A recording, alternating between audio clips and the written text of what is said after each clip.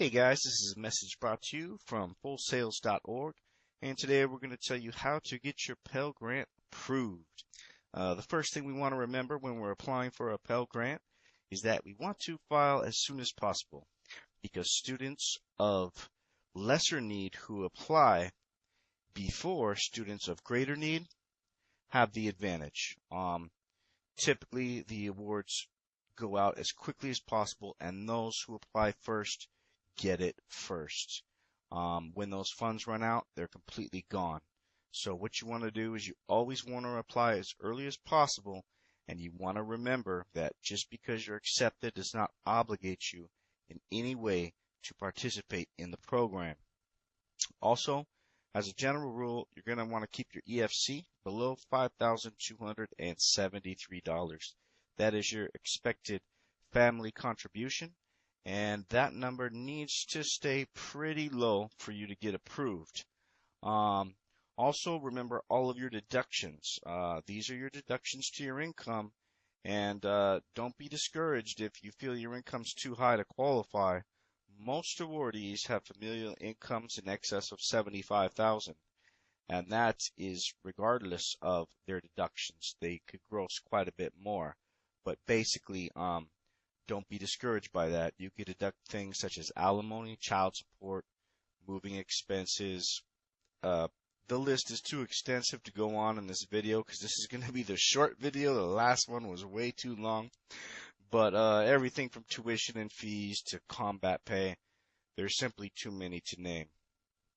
As well as that, you'll also want to use a 529 college savings plan. If you have extra money and you want to keep your cash on hand to a minimum, 529 college savings plan is the way to go. Additionally, they have a lot of new stuff out now, and you're definitely going to want to tell your financial aid advisor if you or your family has suffered from a foreclosure or is in the process of foreclosure. As stated before, keep your available cash to a minimum, and I can't stress that enough. If a student pays the rent and has $1,000 less in the bank than a student who hasn't yet paid the rent and has $1,000 more in the bank, the student who paid the rent yesterday is more qualified today to get approved than the one who didn't. You're always going to want to maximize your retirement IRA or company vested savings. That's just a no-brainer. And pay as much as you can towards student loans.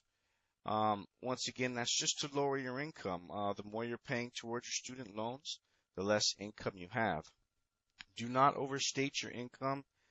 That might sound not worth mentioning, but it is a very common mistake, and the FAFSA application is pretty tricky.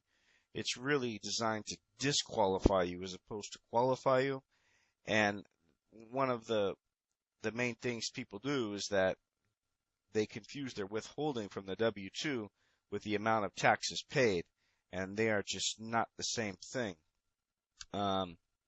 Always keep your cash on hand to a minimum, and that just goes back to the rent thing. Basically, you're going to want to appear to have as little